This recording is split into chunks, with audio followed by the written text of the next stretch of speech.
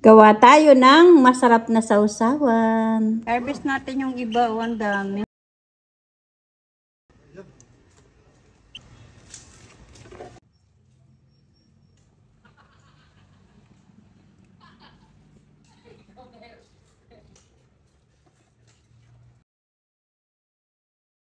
So, eto na mga kamamsi, yung iba hinarvest ko sa aking garden. Yung iba naman, yung tira ko dun sa ref.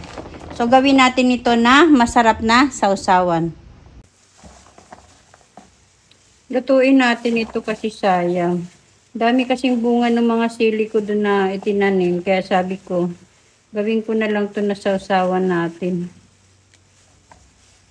Tanggalin lang natin yung pinaka-tangkay niya. Yan.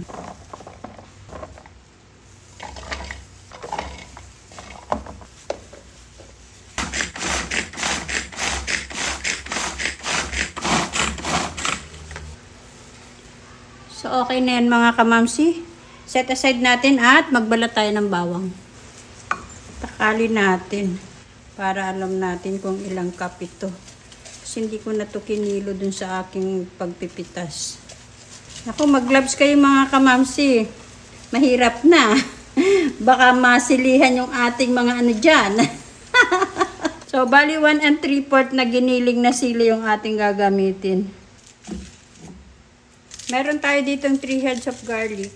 Balatan muna natin ito.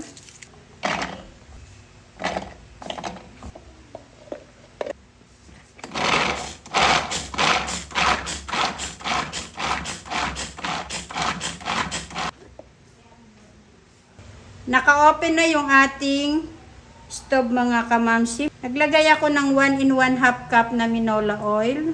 So, inilagay ko na rin kaagad yung ating 1 3/4 cup na giniling na sili. And then, yung ating 3 heads of garlic. 3 piraso po yan. Lagay na rin natin.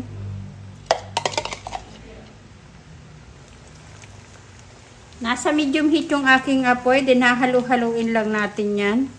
Huwag nyo titigilan humalo. Pero kung gusto nyong alisan at nangangawit na yung mga kamay nyo, eh, titigilan nyo ng bahagya. And then, ilagay nyo lang sa low heat yung inyong apoy. Kasi nakakapagod kaya na maghalo din. Babarikusin kayo sa kakatayo.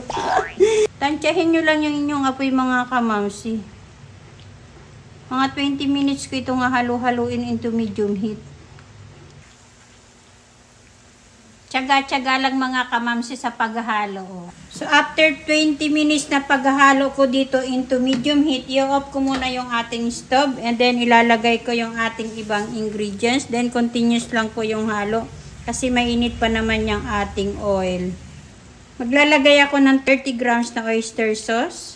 Haluin natin. 1 kutsara na brown sugar. Haluin nyo lang. Naka-off po yung ating stove.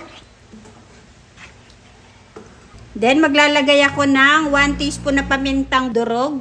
So, ayan mga kamamsi, yung low heat na yung ating apoy. Oh, sarap, diba? Then, para hindi ka agad mapanis, lagyan nyo ng suka. Ayan, hindi ko pinuno yung kutsara. And then, wag nyo hahaluin kapag nailagay nyo yung suka. Hintayin nyo munang kumulo bago nyo haluin para hindi mahilaw yung suka.